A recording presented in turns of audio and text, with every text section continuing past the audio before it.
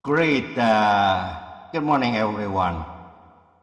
Tema pada hari ini adalah The Forgotten Prison, penjara yang terlupakan. Banyak orang Kristen yang masih terbelenggu.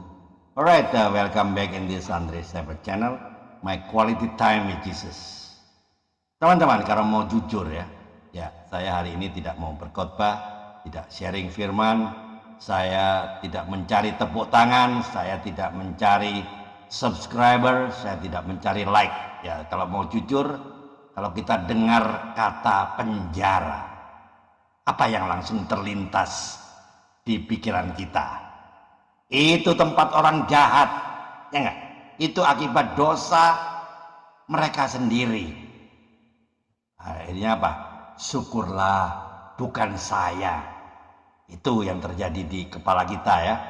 Padahal Yesus berkata dengan sangat jelas, aku di dalam penjara dan kamu mengunjungi aku. Matius 25 ayat 36 ya.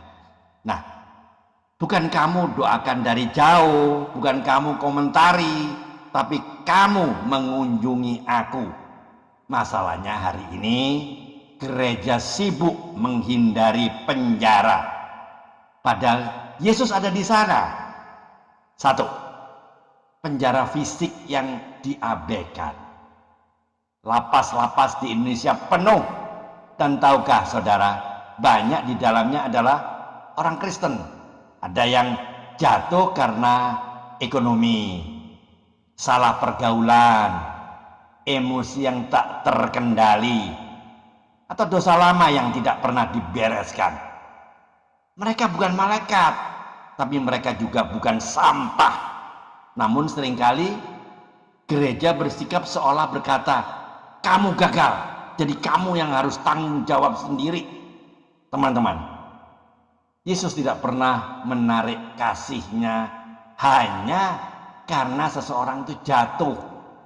Kalau gereja hanya mau melayani orang yang rapih, yang wangi, dan yang sopan, itu bukan gereja Kristus. Itu klub rohani eksklusif. Dua, penjara jiwa yang lebih parah, yang lebih menyedihkan. Banyak orang Kristen di luar penjara tapi jiwanya terpenjara. Mereka rajin ke gereja, rajin, tapi masih terikat okultisme masa lalu. Hidup dalam ketakutan roh nenek moyang, kompromi dengan jimat-jimat, ramalan-ramalan, pesugihan-pesugihan, kecanduan pornografi, amarah, kebencian, dendam. Badannya bebas, tapi perhatikan, jiwanya diborgol. Yesus berkata, setiap orang yang berbuat dosa adalah apa? Hamba dosa. Yohanes 8 ayat 34 ya, yang pintar mencatat. Jadi jangan cepat merasa lebih suci dari mereka yang ada di lapas, dari mereka yang ada di penjara. Bisa jadi kita hanya beda jenis penjara. Tiga, Injil yang kita percayai terlalu lemah? Tanda tanya, ayo. Mari kita jujur lebih dalam. Kadang gereja takut melayani orang-orang yang terbelenggu karena kita sendiri tidak sungguh percaya kuasa Injil. Yesus tidak hanya mati untuk menghibur orang baik, memberkati orang yang mapan. Yesus datang untuk memberitakan pembebasan kepada orang-orang tawanan. Lukas 4 ayat 18 ya. Kalau Injil yang kita beritakan tidak membebaskan, tidak memulihkan, tidak menghancurkan kuasa gelap, maka itu bukan Injil kerajaan, itu Injil versi aman dan jinak. 4. Teman-teman, bayangkan seorang narapidana malam hari, lampu redup, ia berlutut di lantai sel yang dingin, dia berdoa, Tuhan, apakah Engkau masih mau menerimaku? Dan di luar sana gereja sibuk seminar, sibuk lomba rohani, sibuk acara Natal megah. Teman-teman, doa itu naik ke surga. Pertanyaannya, apakah gereja mau turun ke bawah? 5. Ironisnya begini, kita berani menyanyi, ku mau sepertimu Yesus. Tapi saat Yesus ada di penjara, kita bilang, pelayannya berat Pak, auranya beda. Kita berdoa minta jiwa-jiwa tapi menolak jiwa-jiwa yang kotor, rusak dan bermasalah. Padahal Yesus justru spesialis menangani yang rusak. 6. Pelayanan penjara adalah pelayanan Yesus. Pelayanan ke lapas bukan pelayanan kelas 2. Bukan. Itu pelayanan kelas kerajaan Allah. Kalau gereja menghindari narapidana, mantan napi, orang yang pernah jatuh dalam dosa berat, maka gereja sedang menolak pesan yang paling Yesus kasihi. Ingat, Paulus menulis surat-surat terbesar dari mana? Dari penjara.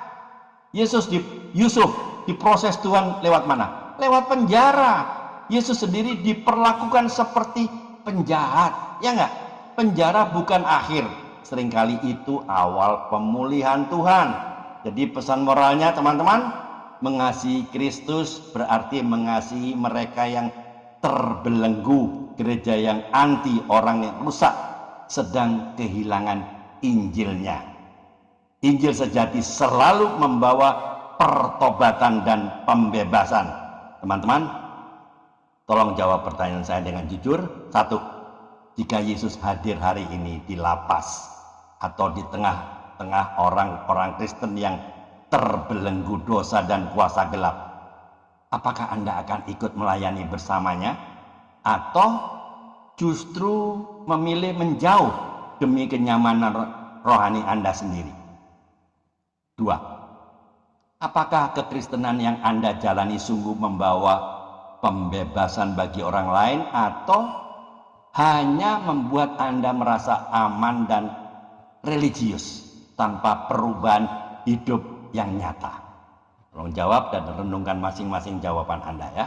Teman-teman, Jesus didn't come to visit perfect people, but to free those who are bound. Yesus tidak datang untuk mengunjungi orang-orang yang sempurna, tetapi untuk membebaskan mereka yang terbelenggu. The church loses its purpose when it fears the places where Jesus is most present. Gereja kehilangan tujuannya ketika ia takut masuk ke tempat-tempat di mana Yesus justru paling hadir. Teman-teman, jadi closing statementnya hari ini, teman-teman, Yesus tidak akan bertanya seberapa megah gerejamu. Yesus akan bertanya, ketika aku terbelenggu, di manakah engkau? Penjara bukan hanya tembok dan jeruji besi, penjara juga ada di hati, pikiran, dan jiwa. Dan gereja dipanggil untuk masuk ke sana, bukan menghakimi, bukan menjauhi, tetapi membawa terang Kristus. Itu, mari kita tunduk kepala, kita berdoa. Tuhan Yesus, bukakan mata kami untuk melihat mereka yang terbelenggu seperti Engkau melihat mereka. Hancurkan ketakutan, keegoisan, dan kenyamanan kami. Pakai gerejamu Tuhan untuk memulihkan, membebaskan, dan memuliakan nama-Mu. Di dalam nama Tuhan Yesus Kristus kami berdoa dan mengucap syukur. Amin. Teman-teman, jika video ini, YouTube ini memberkati Anda, silakan dibagikan kepada teman-teman yang lain, ke komunitas yang lain, agar mereka juga diberkati dan sadar dan bisa mengerti apa misi Yesus untuk orang-orang yang masih terbelenggu. Ayo mikir, keep on fire, keep on moving.